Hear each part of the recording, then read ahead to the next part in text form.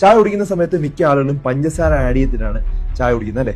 പഞ്ചസാര ആഡ് ചെയ്താൽ എന്താണ് ശരീരത്തിൽ സംഭവിക്കുന്നതെന്നും പഞ്ചസാര ആഡ് ചെയ്തില്ലെങ്കിൽ എന്താണ് സംഭവിക്കുന്നത് എന്നുള്ളതും മനസ്സിലാക്കുക. ഏറ്റവും അവസാനത്തെ പോയിന്റ് മിസ്സാക്കരുത്.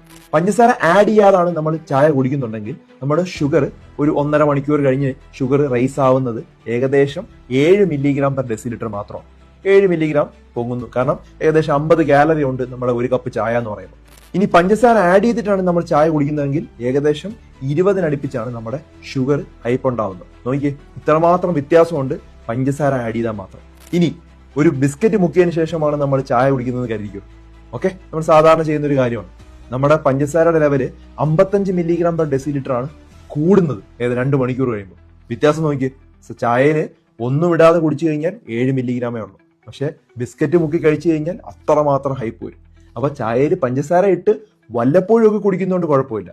പക്ഷെ ബിസ്ക്കറ്റ് മുക്കി മുക്കി മുക്കി എന്നും കണ്ടിന്യൂസ് ആയിട്ട് തിന്നാൽ വളരെ ഡേഞ്ചറസ് ആയിട്ടുള്ള ഒരു കാര്യമാണ്. പ്രമേഹം വരെ ഉണ്ടാവും, പൊണ്ണത്തടി ഉണ്ടാവും, പല പ്രശ്നങ്ങളും ഉണ്ടാവും. ഇത് കാര്യമായിട്ട് എടുക്കുക.